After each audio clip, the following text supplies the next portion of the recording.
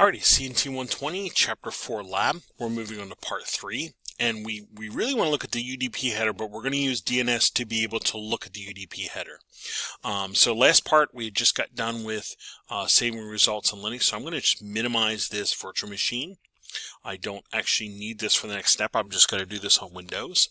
I'm going to launch Wireshark. Oh, actually, I had one previously, so let me go back to the previous one. I don't need this, so I'm going to close this out and continue without saving.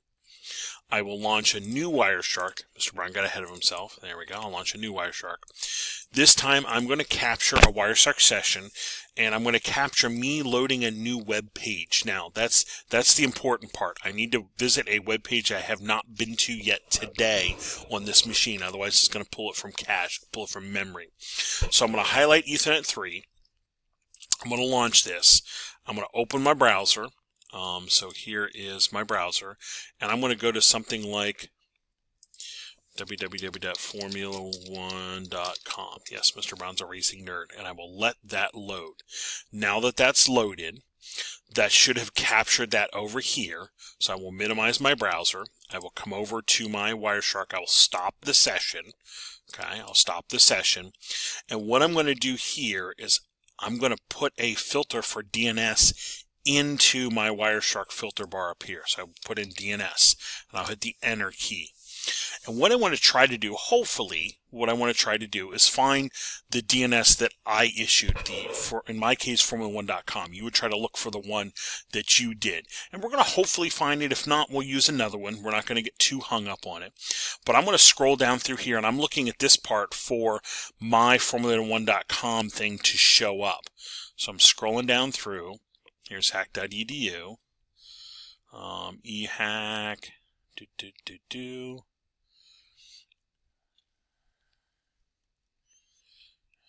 and a bunch of things in here. We're scrolling. Here's Google. There's me opening Google. So I will hopefully see, there we go, www.formula1.com. So you'll see there's a series of them here. That's fine. I'm just going to literally look at one. I don't really care which one in this case. Here's the query. And once I highlighted that, you'll see the arrows over here showing the response back to me. So I'm going to, as I say here, once I found that, I'm going to right click on top of that, and I'm going to do follow UDP stream, because that's the protocol we want to look at. We want to look at UDP. And I'll close that, and I'm looking for this query from my PC out to the DNS server, and the DNS server responding back to me. That's what I want to see. And if I do actually find the one that you issued on your computer, and again, if you don't, you can use maybe when you loaded hack or something like that. That is fine. We're just looking at the protocol, so we're not too hung up on your exact session that you loaded. But if I look at the query here, down here, I'll see the query of, I keep opening up, hey, what's the address for Formula1.com? And then coming back from the DNS server should be a reply of like, hey, here's the address of, and this is the IP version 4 address for the Formula1.com website. And you'll even notice there's multiple. Yeah, when you hit a large site like, Major League Soccer, NFL football, Major League Baseball, Formula 1, there will be multiple servers that respond to requests. Web requests for loading the web page. So I see a bunch of responses there. All right, now that we saw that, what we really want to look at, we want to look at closer the UDP header. So we saw the DNS header. I'm going to close that up now. Let's look at the UDP header. We see its Ethernet, we see its IP, and we see UDP. If I open this header, I actually want to look at these port numbers. I want to see the port numbers going to and from. So I'm going to highlight the first one up here, the query. The source port, 52845 or whatever that is there, that is coming from my browser. That's one of those high number dynamic ports. The destination port 53, that should look familiar. 53 is the register port number for DNS. So from my browser to the DNS server, it's like, hey, do you know the address of the web server? And then if I look at the reply coming back, you'll see these flip around. It's coming from the DNS server, coming back to my browser, that, you know, that tab of my browser, that dynamic port number for my browser tab. That's what I'm seeing. Those are the two UDP port numbers going back and forth, if you will. And if I look a little bit bigger at the UDP header, we have source port, destination port, length, checksum, and that's about it. And then the payload is the actual DNS data. Not many header fields on this at all. Yeah, this is meant to be streamlined, get the information out, get the information back quickly.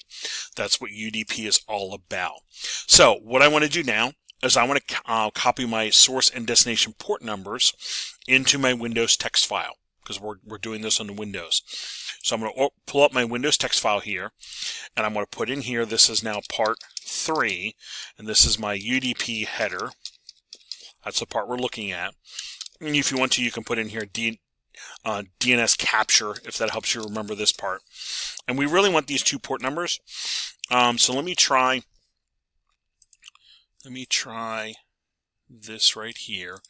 Let me do let's do copy all visible items and see if we can just paste in here. There we go. And I'm going to get rid of all of these down here. And I'm going to get rid of these right here.